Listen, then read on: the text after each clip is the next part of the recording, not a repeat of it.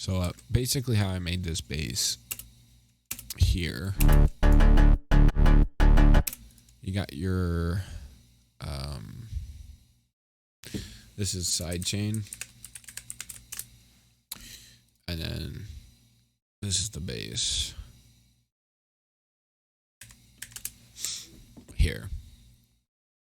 MIDI file is probably where I'm getting all the characteristic of the bass.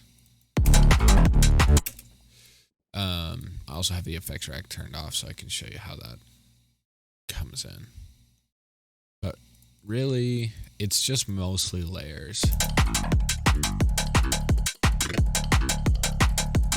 So that's layer 1. Layer 2 is an identical bass. It just adds volume to it.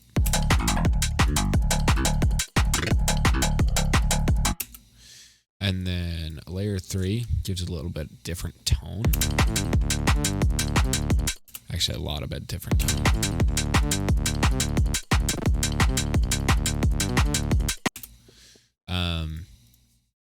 Layers 4 and 5 are the same bass, just one's an octave higher than the other.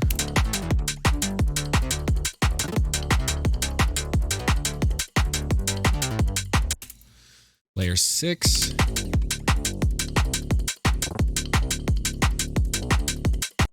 A lot of these are subtle. They don't sound very good on their own. You combine them all together, though,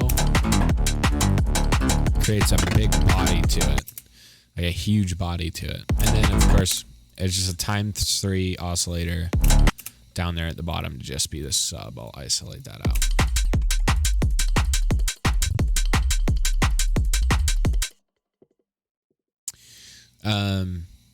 Now, it doesn't sound very good even there. Where a lot of the magic is happening is actually in here in the effects rack.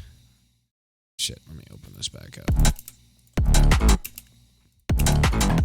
This is my sub. Goes out to a bus channel, so I'll turn that off. We're going to isolate this in the side chain.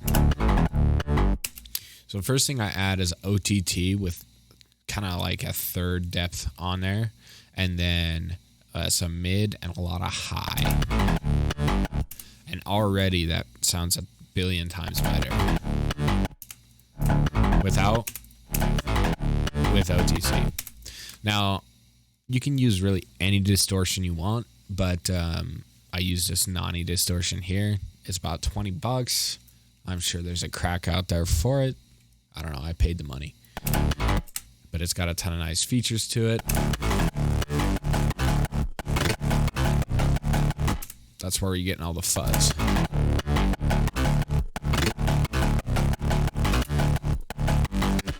Now, I always add stereo separation to my mid and high bass, not my sub. My sub will always stay mono.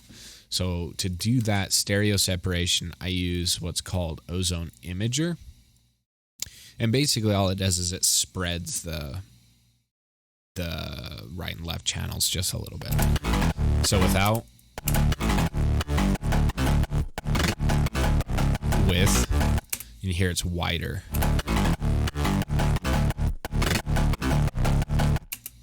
Now, I don't like having low end in the side audio. So I think of it as 3 channels, right? So you have your mono and then your right and your left channels.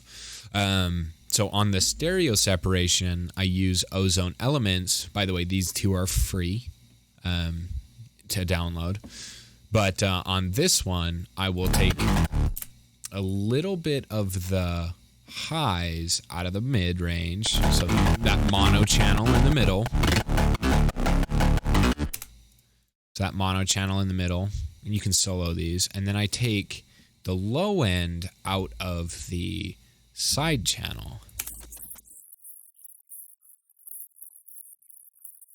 And basically what that does is it cleans up the whole middle of the mix and basically sparkles to the outside, makes the thing sound way more full than it actually is. So it's basically like you're lying to the listener.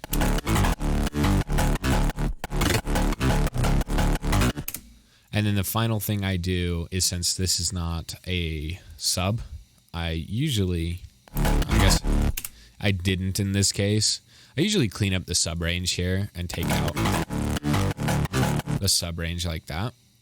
I guess I didn't on this track. Because I like to have the sub bass have a clean, undistorted channel so that you get the nice thump and the nice, pressure.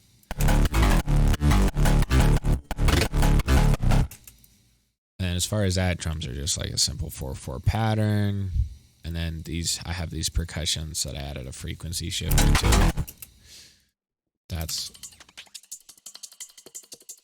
Which are just splice samples.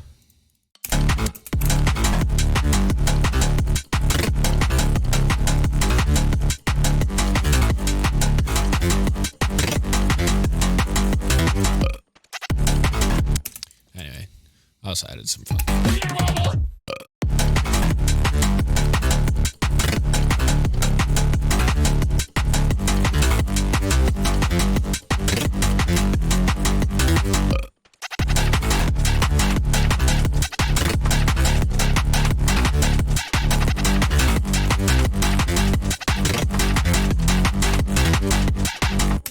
Anyway, it's really not too bad.